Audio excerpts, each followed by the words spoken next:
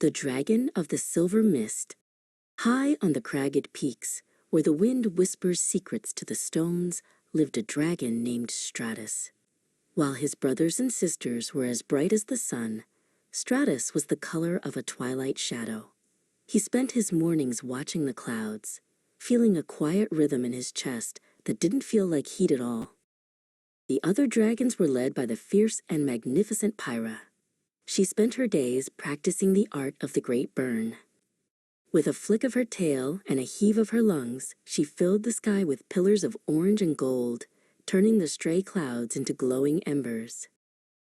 Stratus wanted to be like the others.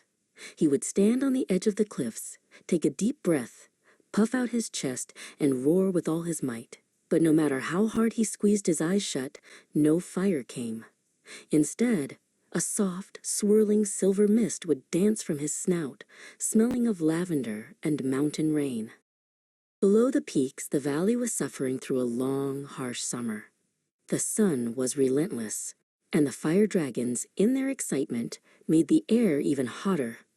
Pyra soared over the lowlands, her natural heat unintentionally drying the last of the rivers until the beds were nothing but cracked clay.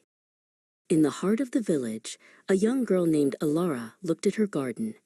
She had spent all spring tending to her flowers, but now the soil was like a broken mirror.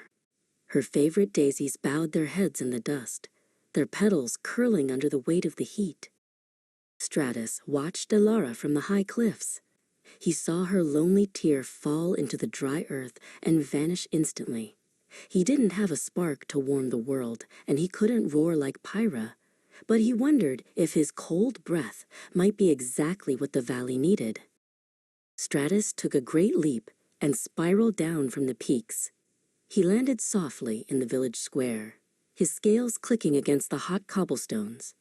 He stood tall, looked up at the burning sun, and opened his mouth wider than he ever had before.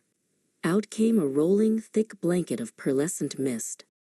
The mist grew heavy and dark, blotting out the harsh sun. Suddenly, a gentle pitter-patter echoed through the streets. Alara ran out of her house, her eyes wide with wonder. The silver fog was turning into a refreshing, life-giving rain that smelled of the high mountains. Pyra landed on the outskirts of the town, watching the scorched earth turn a vibrant, healthy green in minutes. She looked at Stratus and then at the blooming valley. She realized that while fire could light the dark, the mist could bring the life that the heat had taken away.